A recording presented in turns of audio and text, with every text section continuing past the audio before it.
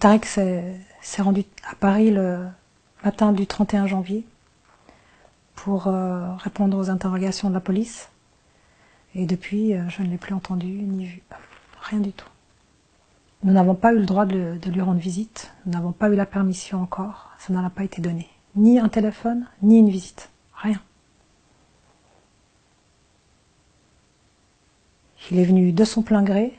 Il avait pleinement confiance en la justice et malheureusement, la justice lui donne tort. Jusqu'à présent, il a montré une coopération exemplaire. Il n'a jamais cherché à échapper à la justice. Il a justement attendu que la justice le convoque pour venir et pour pouvoir donner sa version des faits. Donc il n'y a aucune raison pour qu'on puisse imaginer un seul instant qu'il veuille s'enfuir. Je pensais qu'on était un pays où la présomption d'innocence était la règle et que jusqu'à présent, il devrait en bénéficier. Et je ne comprends pas pourquoi on le garde. Et je ne suis pas sûre à l'heure actuelle qu'il bénéficie d'un traitement juste et digne. Je crois que Tarek a été désigné comme coupable depuis le début. C'est vraiment le sentiment que j'ai. Il suffit de lire la presse, il suffit d'allumer la télé et on pense qu'il est coupable. Et donc voilà, je crois qu'il est victime malheureusement de ce lynchage médiatique et de cette pression politique qu'on exerce sur lui. Et puis en même temps, il y a tellement de mensonges qu'à un moment donné, ça devient plus gérable, ça devient plus supportable. Et voilà, je suis sans cesse entre l'envie d'être au courant de ce qui se dit dans la presse écrite ou la télé, et puis en même temps de ne plus rien écouter, de m'enfermer dans ma bulle et de me dire que la justice se fera et qu'il en sortira blanchi. Pour moi, tout ce que j'ai lu, ce sont des accusations mensongères.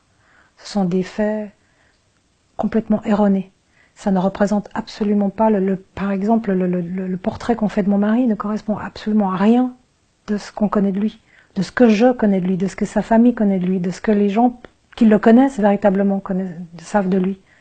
Tarek est un homme fondamentalement droit, dévoué, honnête, juste, qui se préoccupe des autres. Et de le voir traité de cette façon, c'est pour moi très douloureux. Aujourd'hui, je suis allée rendre visite à l'avocat et j'ai appris des nouvelles très alarmantes concernant sa santé physique. L'avocat nous a dit qu'il n'était pas bien. Donc voilà, évidemment, je suis très inquiète.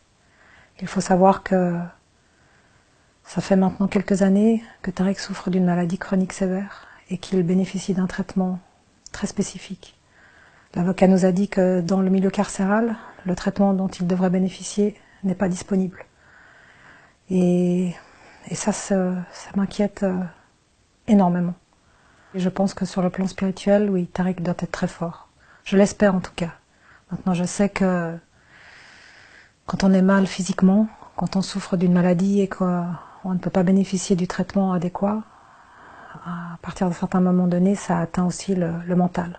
Donc moi, ce que j'espère, c'est qu'il reste fort. Et aujourd'hui, je me sens contrainte d'en parler parce que je suis très alarmée sur son état, sur ce que m'a dit l'avocat. J'ai beaucoup de chance d'avoir en fait mes enfants qui sont venus me rejoindre ici. J'ai eu un fils, j'ai eu une fille qui sont venus me rejoindre. Les autres, c'est très difficile d'ailleurs pour eux de ne pas être là. Sur les 4, il y en a 2 qui ont pu venir. J'ai énormément de chance d'avoir quand même ma fille qui m'accompagne, qui me soutient.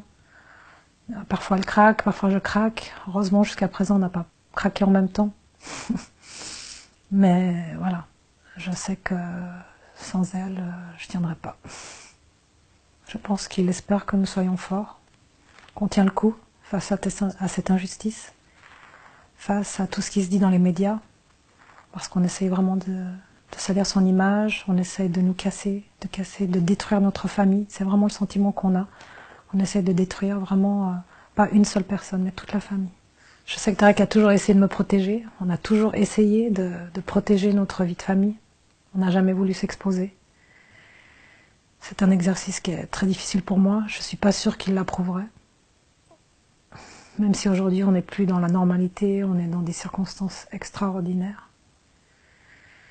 Et je crois que fondamentalement, comme dans toute chose que je fais d'ailleurs, même s'il n'est pas forcément d'accord, je sais que il respectera mon choix et il pensera que c'est le meilleur. Bon, je crois fondamentalement en son innocence.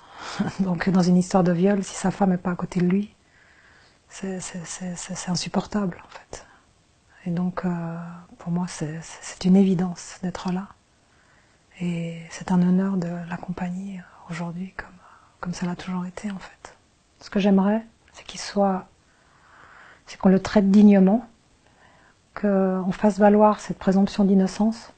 Donc j'aimerais qu'il puisse être libre jusqu'à son procès, pour qu'il puisse assurer sa défense sereinement et dans d'autres conditions que dans lesquelles il est maintenant.